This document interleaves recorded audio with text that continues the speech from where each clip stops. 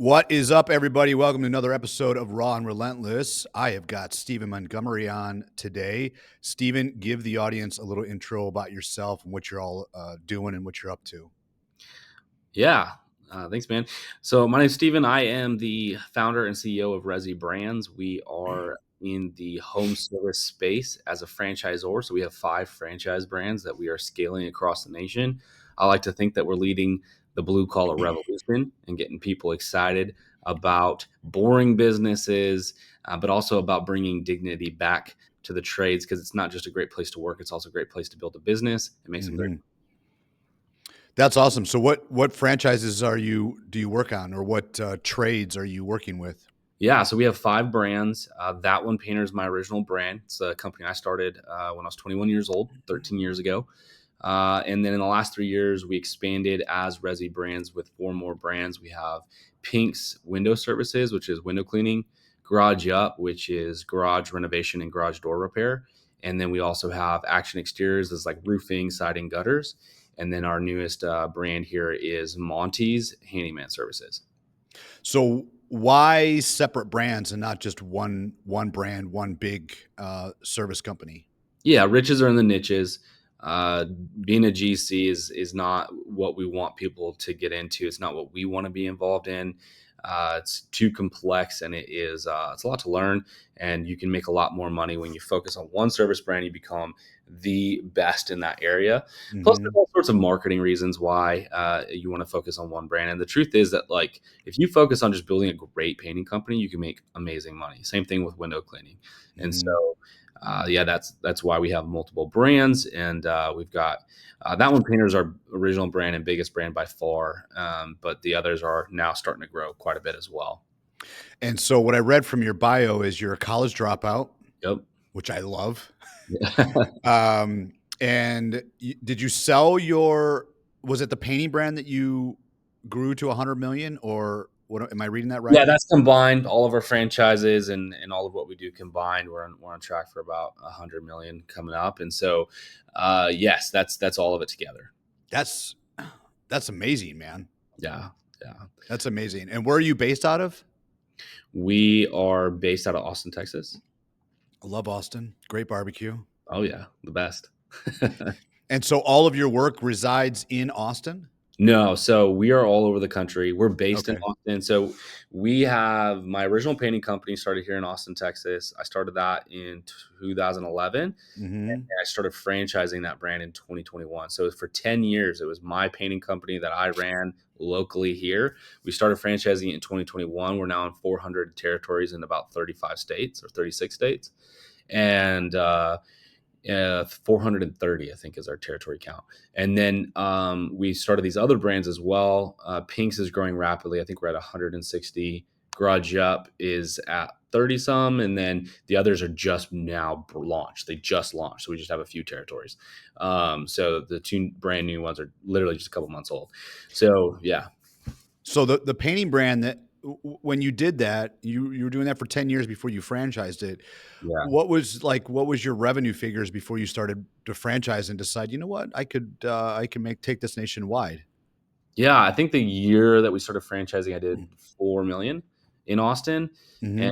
then we franchised it from there. And so, yeah, man. What made you decide to franchise a painting business? That's extremely unique. Yeah, so I started painting houses. Literally, I was the painter. Like, it was just me. That's why it's called That One Painter, is because it was me. Yeah. Houses. I got the name because I think I was watching That 70s Show. And yeah, and so, but over the years, I grew to several crews, and then I even had a sales team and whatnot that worked for me. But that was 10 years of that. And then I was looking at, like, all right, I've gotten pretty far here in Austin. Let me see how far I could go into maybe San Antonio or Dallas or Houston. So I started working with a business coach, and we worked on a plan for me to scale and grow into 5 additional cities. I started saving up the money for it. I had a lot of things ready. And then I read a book called The E-Myth, and The E-Myth is all about SOPs, processes. But at the end of the book, you really realize that franchising is a really incredible model. Mm-hmm. So I started asking my business coach and other people I knew, like, hey, how do I get into franchising? Like, how do I franchise my business? And so my business coach introduced me to a consultant who helped brands become franchisors. Mm, And I spent about 9, 10 months with that guy and got the system launched. And the reason that I really like franchising was it was a way for us to take our brand nationally. And mhm, that sounded fun and awesome and like a great way to scale the brand. But I got to do it by empowering others to build their own business, which mhm. felt way more rewarding for me versus just hiring project managers in all these different cities or something. And so you can grow faster a brand as a franchise than you can probably corporately. Mhm. But you get to do it by helping other people build businesses, which just was really fun for me. Yeah, I know that's a huge thing nowadays is the franchises. I get people in my LinkedIn profile all the time DMing me saying, "Hey, you want to get into the franchise business?" And I was in the franchise business. I was, Yeah, um, you know, before I converted my gyms to Grit Fitness, I was a World Gym franchisee. So yeah, it's a very I think depending on the business type, it could be great. I think for what you're doing, it's great because most people like they don't even know where to start, right? Where a yeah. franchisor with your experience can show them, okay, here's step one, here's step two, blah, blah, blah, blah, and then they give you all the steps and all of, like you're saying, all the SOPs right in place, right? That's awesome. Like I tell people like I burned all the pancakes so you don't have to, right? So like Yeah. and so it's like 10 years of me learning how to build a baking business all put together into one system, training, Mhm. all the stuff that you need, plus then the support that we offer after that. And now we're doing that with multiple brands. So, I mean, just because franchising in itself is a whole nother animal on top of running your normal business day to day. I mean, for you to Yeah. go from Austin and then go into other territories, that's a major challenge as well. Can you kind of explain what it took for you to do that? I mean, just finding the people, finding the workers, finding the salespeople, finding all of the material people, all of that stuff. What did it take for you to go from Austin to jump into other territories?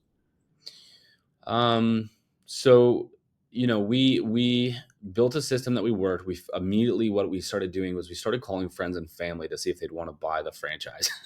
Mm, It's just like, hey, do you want to buy a franchise? I'll help you launch in San Antonio or Dallas or wherever. And we got people in pretty quickly. And then it was like, all right, now we got to figure out marketing in these different regions. We have to figure out how to like support them and get painters for them and all of that. And so we just kept adding to that system. And so I have 115 employees total here at ResiBrands that support our franchisees all over the country, directly or indirectly. So that includes my accountants and stuff too, but 150 mhm, total employees. So they're directly or indirectly supporting our franchisees, and we're doing everything. We help them recruit painters. We help them we have all the vendors, all the thing, everything they would ever need. To build a business in their city, we've got the tools, resources, SOPs, and a team member for them to talk to and learn from. So let's talk numbers because I'm a numbers guy. So if I was a franchisee and I was interested in becoming a part of your network, Yeah. what kind of margins on the painting side could a potential franchisee see um, in their business? Yeah, gross profit's gonna be somewhere in the high 40s typically is what we see, and then net, depending on what their expenses are and how much they pay their employees and stuff, you're gonna be looking at anywhere from 15 to 20% typically is what people are making. That's fantastic. And yeah, because you can do several million as well in a Yeah. yeah, so the numbers can be really nice in painting. And your painting is everything. It's everything from exterior to interior, right?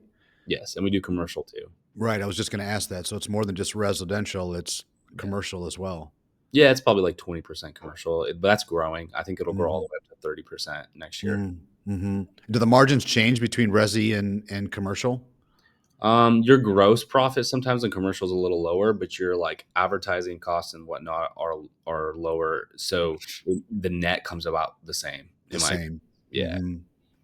And so what are you in every state now with on just with the painting or not every state. I think we're at 36 states, maybe 37. We're getting there. Eventually, every state. so in 3 years you've gone from basically Texas, right? A few Yes. territories in Texas to now 36 states. Yeah. Wow, that's impressive. Do Yeah. you think that your business coach was instrumental in helping you get that? I think that my business coach was really instrumental in helping me think through some of the fears I had about growth. Mhm. Then he introduced me to a business consultant who helped me with like the franchising side. That guy helped me understand what franchising was, what good franchising is, what bad franchising looks like. He kind of educated me on that. So I worked with him for about 10 months. And then from there, man, it's like where I've grown a lot in the last year or two has been by networking with other franchisors and other people who've already accomplished some of the stuff that I'm doing and just getting advice from them. Yeah, so it's like a mixture of different places that I've gotten advice, but yeah, all those people were critical at whatever phase in my business. I had also read in your bio that, somehow you got hooked up with, Mrs. Sanchez. Yeah. How did she help you out?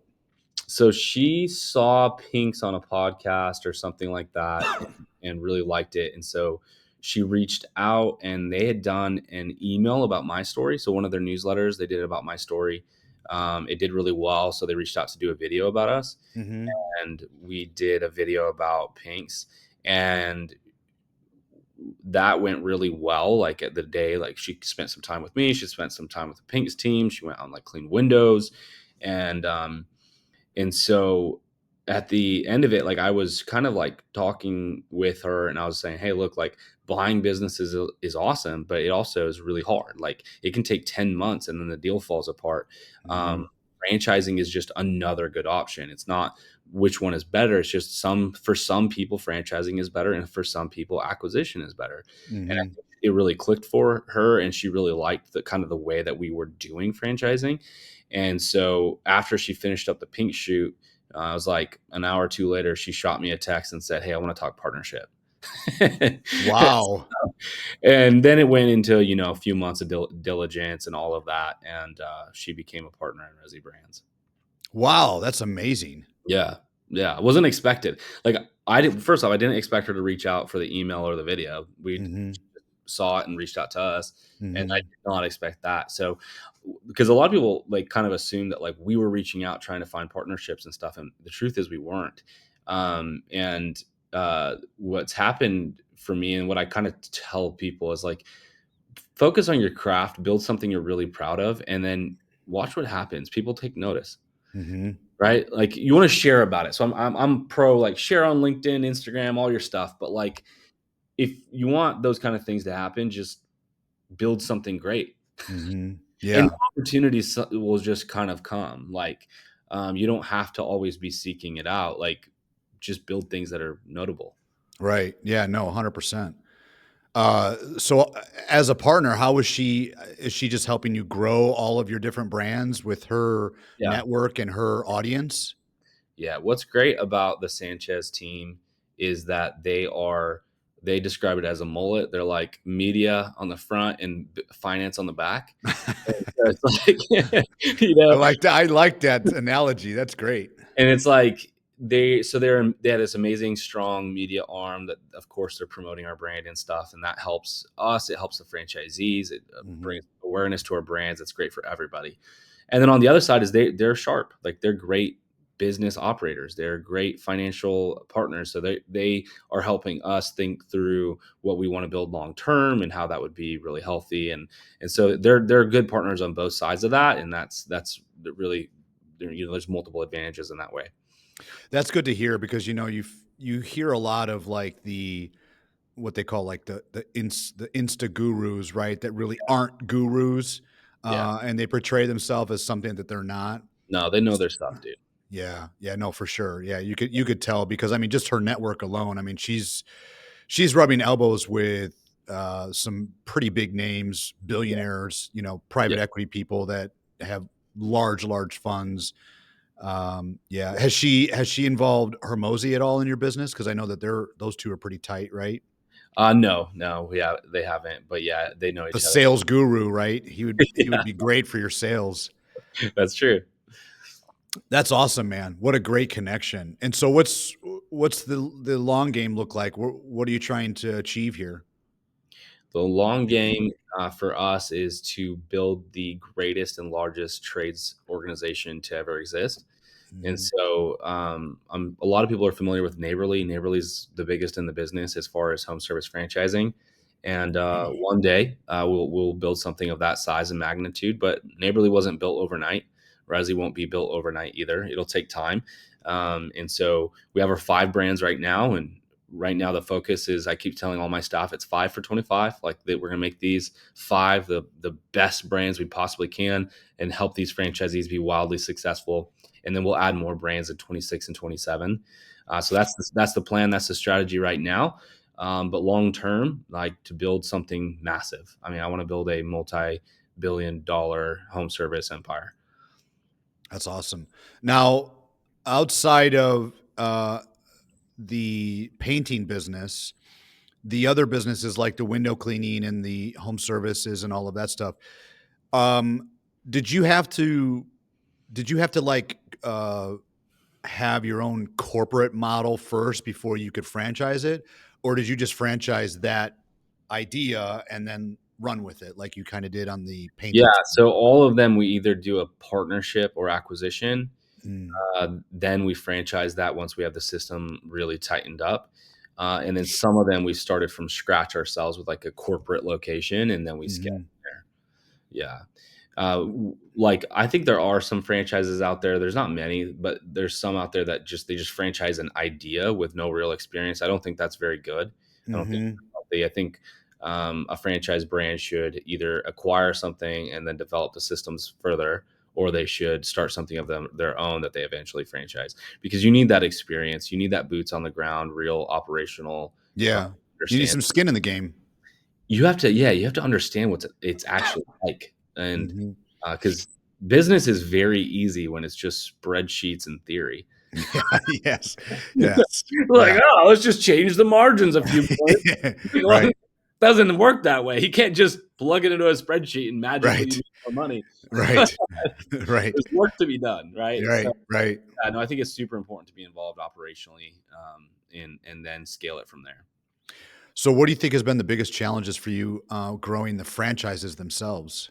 I mean, because you're talking, a lot of business people will say to, focus down, right? You need to focus on one thing, do it very well, but you're doing 5 different things, right? I mean, ultimately, the model itself is the same, but you're still like you have different tradespeople, right? Their painters are much different than maintenance people versus, home repair versus Yeah. whatever, but window washing.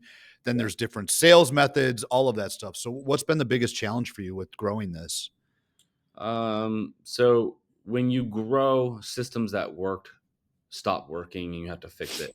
So, and at each phase of your business, something will be working really well. When you had 20 franchisees, you get to 150, that process doesn't work anymore. Mm, And so there's been things that we've had to shift, and we've had to, because of the quick growth, we have to make fast changes as we're seeing, hey, this doesn't quite work at scale. We need to improve that system.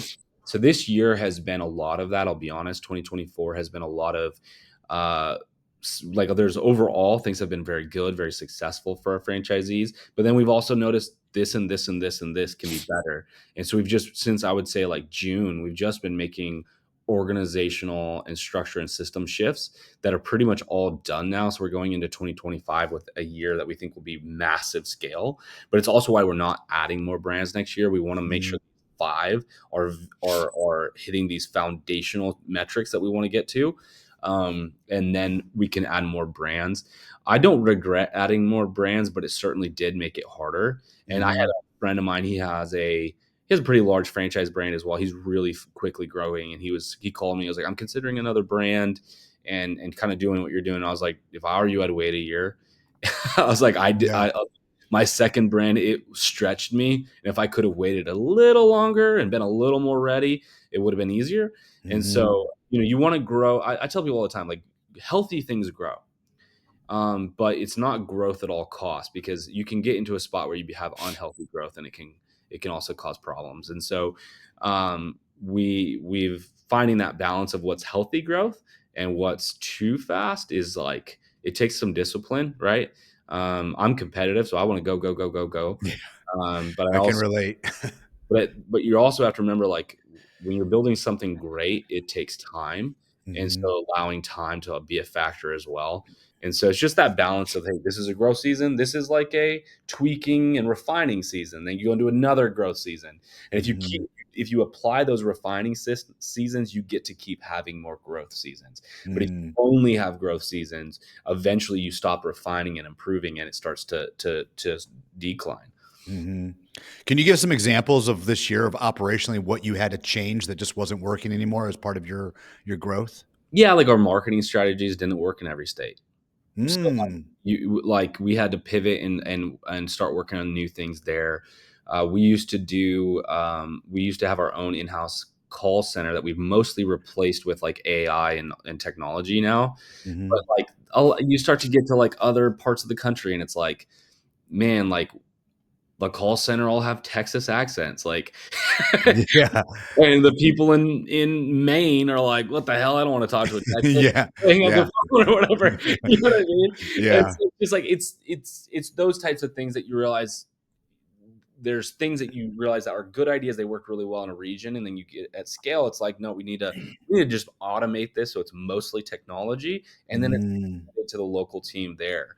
And there's shifts like that can be frustrating for a franchisee because you're in your first year of business, and then we also throw a change on you. But overall, these changes have made the system so much better. We're going into 2025 with just a lot of confidence and a lot of excitement amongst our franchisees. So it's been really good.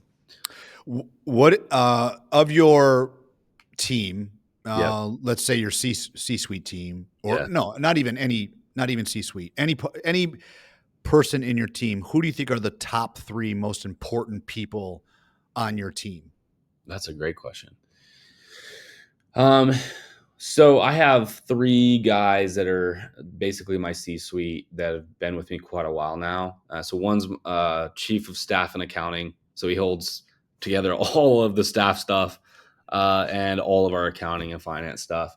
I have my business partner Alan. He's our chief growth officer. He's kind of that innovation arm. He's very like philosophical. Thinks things through. Thinks he's very good at ideating with me and getting the best out of me. And then I have another guy, Jay, that's on my team, he's in charge of all of our franchise sales as well as the new brand development. And so those guys have been rock stars. I wouldn't be able to get too much done without them, to be honest. And then I would say a couple others in there is we have a couple people that have been with me a very long time that are now coaching my franchisees, and Mm. those people like are just gold, and go so far and above and beyond for our franchisees to help them be successful. And Mhm. so, dude, like, there's it's hard to pick 3, but like, to be honest, there's 20-25 people in this company that are just pure gold and hold everything together, and are teaching all the new Mhm. employees what to do and stuff. Mhm. you know, Yeah.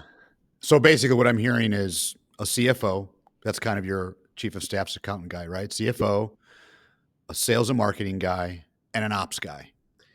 sorta. I hold almost all the ops myself still, to be honest. Oh, really? Yeah. Okay. So, yeah, so like staff and accounting is one, and then the other is really more of like the others guys are really more on expansion stuff, and I've held ops fairly close to the chest in that. But I have a number of VPs who are on ops that report to me. Um, Mhm. so yeah, That's interesting, coming from a CEO slash founder that you're still kinda holding the operations close to the chest, right? Because ultimately, I mean, everything that you read, a CEO is the 30,000-foot guy. They're like figuring out how can we go to the next level? How can we improve what we're doing? But you're doing that, and you're handling the operations side too. And it's not like you're a small business, right? I mean, you're a mid-sized business now. yeah. And what I would say is that like I had a CEO briefly, and it didn't work out super great. And then I read a lot of articles about early founders that felt like they got CEOs too quick, Mm. and it caused a lot of problems. And so I think it was Jeff Bezos said if you're under 100 employees, do not get a COO. If you're under 100 employees, you need to touch and feel and see everything still. And I Mhm. kind of just that connected with me. And so now that we're over 100, I'll be honest, I'm starting to look. But like Yeah. right now, we've as much as I can. And again, the other guys I have, they all are operationally strong as well. So Mhm. they help with that, but they're Mhm. also on like growth stuff with me. And so I'm very involved in everything still. Over the next year or two, I don't want to be as much. I'd love to get to even more just focusing on high level. But Mhm. our rapid growth, it was critical for me to feel like I was touching and feeling and seeing everything still. Like Mhm. I needed to make sure that this went the way I wanted it to. Yeah, no, I totally get that. I actually, when you now that you mentioned Bezos, I actually yesterday I read a little quote. I don't know if this is true because you can't Yeah. read believe everything on the internet, but he um he was quoted as saying that he believes in the single pizza party. Have you Mm, heard this I before? haven't heard this. So he said if that basically if you're ordering a pizza, one pizza should be enough to feed uh that department or that part of the business. If you Yeah. got to order two pizzas, it's too big and it becomes too bureaucratic. And so he said what he's attributed a lot of his growth and success with Amazon is that mindset where it allows people to, it empowers people to make fast decisions and be able to do things that would not normally be done through a large corporation that's more bureaucratic with red tape and having to let me ask this person, let me ask this manager, this VP, this president, da da da da, right? And I thought that was very interesting because it if you can operate like that, it makes you very hyper mobile and Mhm. fast moving. Yeah, I think that's awesome. Yeah. How many slices are each person eating though? Like, Yeah, right. I guess uh, it depends on the person because yeah, one person can scarf down one pizza. yeah. Yeah, no, I think that's great. Do you think private equity is in your future where you can bring private equity in to help scale these brands? I'm not looking at that right now. Yeah. Yeah. I mean, look, like eventually as we get bigger and bigger, having some additional investments would be great. But we'll take those steps at one at a time. But as far as, selling the majority of the company or anything like that, I'm not looking at that at all right now. Mhm, mhm. How are you vetting your franchisees? How do you find a good franchisee? Because I feel like, on with that model, the one hard thing is like you want to keep the culture, right? You want to scale that culture across multiple people. And so, a franchisee fills out a form that they're interested in the model.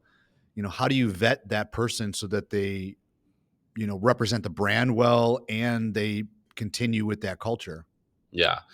Yeah, yeah, you don't wanna be the brand that it's everybody with, breath in their lungs and a pocketbook, right? Like, Yeah. that won't work, it'll backfire on you, and then at the same time, every brand, no matter how much you vet people, you're gonna have franchisees who, aren't a good fit after the fact, you find out. Mhm. That's going to happen, that happens in every brand. So what we do is obviously you wanna vet them financially, make sure this is a good investment for them and a good time in their life to do this. The other piece is that you wanna make sure that culturally they're a good fit. So a couple of things that I like to talk about on this specifically is that I think a person who is a good franchisee is somebody who values what a franchise is. And if they're kind of a lone wolf personality, they need to do their own thing. Like franchising is you are building your own business, but you're using our trademark and our systems and processes, and you have to follow those. And then from there, it's a lot of community and camaraderie. That's a big value of Mhm. franchising is that you are not alone. And not only do you have a network of business owners that you can talk to, that it's a network of business owners where they are building the exact same business you are. Mhm. And that's really powerful. But if you don't value that, then a franchise might not be a great system for you. But then more than that, what am I looking for? Because I have, men, women, franchisees, all sorts of different ages and all sorts of different backgrounds professionally. And I've seen success. Success is varies drastically. Like it's not about any of those things. What I have seen as the common denominator and what I'm looking for is I'm looking for competitive minded people. Yeah. I'm very competitive. If you can't tell, I say things like I'm going to build the biggest trades organization in the world. Like Mhm. that's the way my brain works. Like I wanted to build one of the biggest painting companies in Austin. Then I was like, let's go for all of Texas. And then that's the way my brain works. And it's hard for me to be around people who aren't competitive, and people who Yeah. are not competitive are going to dislike me. Yeah. And they're going to think I move too fast. They're going to think that I'm asking too much of people. So for me, it's like we have a very competitive spirit about us, and Mm. I'm looking for franchisees. Literally, I tell them, look, I want I want you to Google painting companies in your city. I want you to go to Google reviews, see who has the most reviews. I want you to screenshot them. I want you to save it as the screensaver on your phone for a few days. And I want you to visualize yourself beating them and taking over the city and taking over the paint market and being the biggest painting company in your city. If you don't get very excited about that and you don't believe that you're capable of that, do not schedule another call with us. Mm. It's a I waste. like it, man. It's blunt. It's straight to the point. It's like I'm not interested in building mediocre things. I want to build big things that we're really proud of. Mm-hmm. And that I'm not saying it will happen in year one. It Mm-hmm. can take like years to beat some of your competitors. I have competitors in the franchising space that I'm still behind on, and like Mm-hmm. take us a while to beat them. But the point is that I have the heart and the desire to do it, and that's what I'm looking for. Because businesses, you know, the road of building a business is um, all along the side of it are many graveyards of people who gave up. Mm-hmm. And if you're going to build a business, you need to commit to win. Yeah. Yeah. So, Yeah. No, 100%. I mean, that's why they say 90% of all businesses fail within the first 5 years. yeah, Because people just give up. people give up. It's Yeah. because it's hard, because you're gonna have a bad day, a bad week, a bad Uh-huh. month. Sometimes you will have a whole entire year of your Oh, business. yeah. I've been there. Yes, you will. Yeah. You And will you have have to, bad years. yeah, and you have to remind yourself of why you're doing it, Mm-hmm. and keep that in front of you, and be competitive. Keep Mm. going. Did you play sports in high school? I played a little bit of soccer, a little bit of tennis. I wasn't super great. That's funny, but yet you're hyper competitive, right? Yeah, I've been that way my whole life though. Like, I'm a little bit of an enthusiast, so I like I can learn a lot of things, but and especially with sports and stuff like that, I played a lot of different stuff. But I was probably in an unhealthy level of competitive spirit when I was in high school. Broke the tennis racket on the ground when I was Yeah. No, I can relate. I can relate. Um, is there any territories in the US that you have found it the most difficult to build any of your franchises? I would say that year one, it's really hard in extremely wealthy territories. We call it handshaking communities. So, like, if you just show up to like a really wealthy city and you're like, "Hey, I'm painting houses," what you have to understand is that, like, if you're talking about like a homeowner with a $3 million house and they're going to spend $75,000 on a paint job, they typically are going to go with the painter who their interior designer, their real estate agent, or their contractor recommended. They're not clicking on that Facebook or Google ad. They may not even be searching there or paying attention there. And so Mhm. those we call it handshaking communities. They're a little harder to break into. They're obviously awesome once you do. Yep. That's the only one that I would say is definitely consistent, is it just takes longer to break into wealthier communities. And so everybody wants to buy the wealthy zip codes, but I always tell Mhm. them, like, it's easier to break into the middle class markets though. And Mm, so sometimes we kind of advise franchisees as they're looking at territories, like, do a mix because it makes it easier. mm. Do you have any problems with areas that are high union concentration? I haven't ran into that a ton yet. I know that there are some markets that we haven't launched in yet that we probably will run into that a little bit more. Hmm. And I'll be honest though, like, that is going to affect commercial work a lot more than it will Mm, residential work. residential, yeah, for sure. Yeah, your one brand is home repair and maintenance, right? Yeah, Because that's a very unique skill, right? A yeah, tradesman that knows plumbing, that knows electrical, that knows yeah. all of that stuff. So, have you found it difficult to find those type of people in that business? No, because we've drawn lines really clearly of what we will and won't do. And so Mhm. we do minor repair and maintenance. We don't do full scale plumbing, full scale electrical. So we'll swap out a light fixture, but we're not going to dig into the sheetrock and rewire. Like, so that we know where we hand it off to a specific tradesperson and where we are as a generalist in that brand. And it's really more on the maintenance side and minor repair side. And then because we have a maintenance plan, we also have an app where home it's about to be launched where homeowners will be able to put in all of their little punch list. We call it Oh, junk cool. items that they want done, and it Oh, automatically creates tickets inside of our system and our where we can knock them all out, and then they see the progress, and then it also will show them everything in their house that needs to be maintained, the last time it was had maintenance, and the products associated each time. And so we're building something pretty cool there that I think will be unique. That's our newest brand. We have only our original location. It'll be franchising early next year. We're starting to take kind of like reservations where people can say, hey, this is the territory I want. So we're getting a list. mhm. I think we'll have a lot. There's a lot of interest in the brand. So I think that one will scale really quickly next year. That's very cool.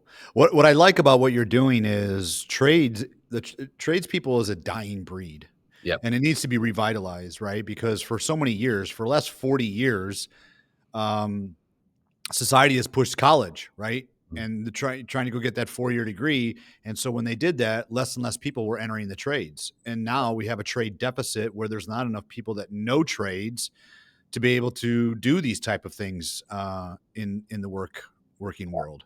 I was talking to a guy. He was a franchise candidate, and he was like, I just don't think I can make any money doing this. And I asked him how much money he made, and I said, and my response was, every single one of my painters makes more than you. And I'm like, I'm talking about the painters, not the business owner, not the Yeah, employee. yeah, I'm talking about the right, painters. They all make right, more than you. And he was just like shocked that I would say that to his face. yeah, And so I'm like, bud, like if you ain't doing as well as you think you are. right, right, yeah. Yeah, I say it all the time on my podcast. I tell my employees all the time because, I have a few different brands as well, and Grit Fitness being one of them, right? I get kids that are in high school or in college that work my front desk. And especially the kids that are in high school, I'm like, hey, what's your plan after high school? Oh, I'm going to college. Okay, what are you going to go to college for? Probably just a business degree. I'm like, okay, so let me get this straight. You're going to go and you're going to spend 6 figures for a Mhm. business degree. It'd be something different if you want to be an attorney or an accountant or a doctor, right? But these kids that are going for business, for marketing, for whatever, right? So some of these social programs that are just ridiculous, and they're spending 6 figures on a degree when somebody could get into your line of business, right? And come in and make right out of high school, they could probably make 70 or 80,000 bucks a year, right? Yes. Yeah. I mean, you graduate college with a business degree, you're lucky if you make 45,000 bucks a year. Like even 13 years ago when I first started my business, like I made Right. more money than all my friends. Like, and they were all working at coffee shops or they just wrapped up college and they were Mhm. trying to get some entry level job. And I'm like, I make more than all of them. Like, Yeah. that being said, I have some friends that, are in certain fields that are now making incredible money. Right. And they Mhm. don't work for themselves, but for the large part, like me just painting houses, I was making more. And then as it grew and I added more and more crews, like I've been able to provide very well for my family. And I think that that's a bit of what the blue collar revolution is this idea that like one, we need to bring dignity back to this and stop looking down and putting up our Yes. noses at trades work Yep. when literally the work we do in blue collar work is holding our cities and our homes together, Yep. and everything falls apart if we stop doing our jobs. Yep. And that means that society should look at it for with the respect and dignity that it deserves. And the second is it's also a great place to build a business. Mhm. So, Yeah. I think that to me is kind of the combination of those two things is what the kind of we call the blue collar revolution or whatever. Brandon on he's the founder of Pinks we partnered with him. He always says we're flipping the script on blue collar services, That's and great. I think it's a really great way of saying it. Is like we want that because he started, he came from a white collar job, got laid off in COVID, and started cleaning windows, and Oh, so his business hasn't been around that long. no, and and we partnered up about a year and a half ago, and but it was the same thing that had that same passion and drive that we had, and it's like he's like, I kind of, like I had family. He was saying, I don't know if it was his family members, but he had a lot of friends and stuff. They're like, really, you're gonna clean windows? Like, just go find another job. And now he's like, he has a national brand now. That's awesome. That's awesome. And it's pretty cool to see. See, when people say shit like that to me, it just makes me want to just prove them wrong and do it even and just throw it in their face, right? Yeah. I'm petty like that. I can be too. So Yeah. Yeah. But at the same time, it's like the most successful entrepreneurs are the ones that kind of have a chip on their shoulder, right? Yep. Yeah, I think you have to be a little bit. Yeah. You got to be a little bit. You got to have a little bit of something to prove. Yeah, absolutely. Yeah. I mean, look at Steve Jobs, right? I mean, he Yeah. created one of the most iconic companies and brands in the world, and he 100% had a chip on his shoulder, right? Yeah, for sure, man. Yeah. I think, I mean, I think like I've had some of my team joke around that they're like, if you want to see Steven get a lot done, piss him off.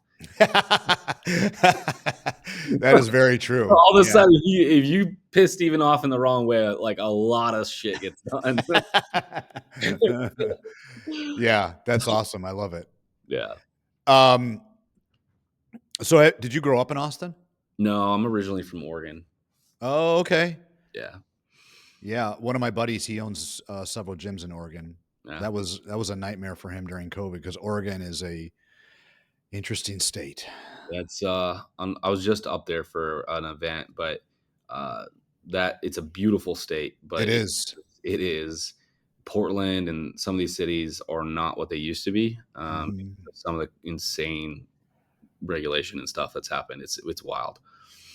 Yeah, he was telling me a story where, uh, man, he decided, you know what?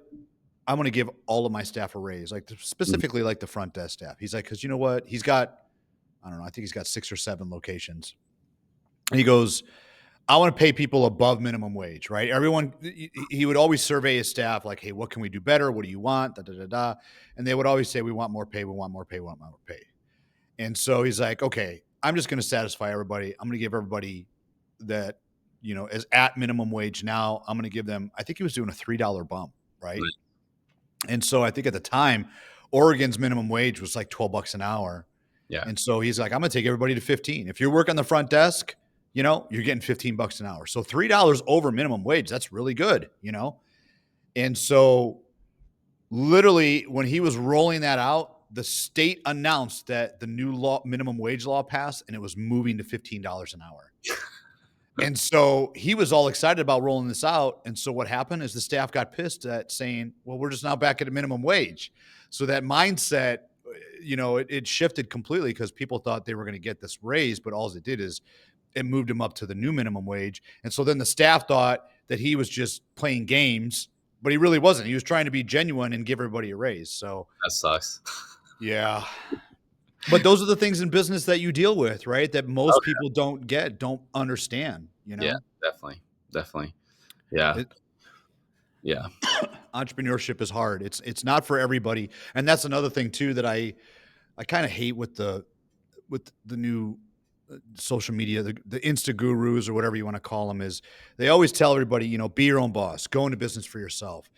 Well, the problem is that we all need workers to do the shit that we want to do, right? So if you Sure. push everybody into being an entrepreneur, there's going to be nobody to do the work that the entrepreneurs need done. So Yeah. stop saying that stuff. You're like, don't tell everyone. Yeah, right. And like you said, it's not for everybody, right? It's not. There's a reason why this is going to sound like it's going to piss people off, but there's a reason why the 1% are the 1%. Yes. It's because they're willing to do the things that the general population aren't willing to do. Yes.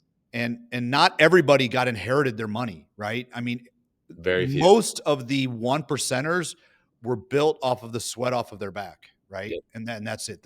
The people that actually inherited money is a very, very small percentage. Super small. I started my company with $12 in my bank account. Yeah. Mm-hmm. Yeah. Yeah. So, I mean, it's work ethic. It is not quitting when it gets hard. It is having enough self-awareness to realize what you're not good at and hire Mm-hmm. people for it. It's a journey to get to a large size business.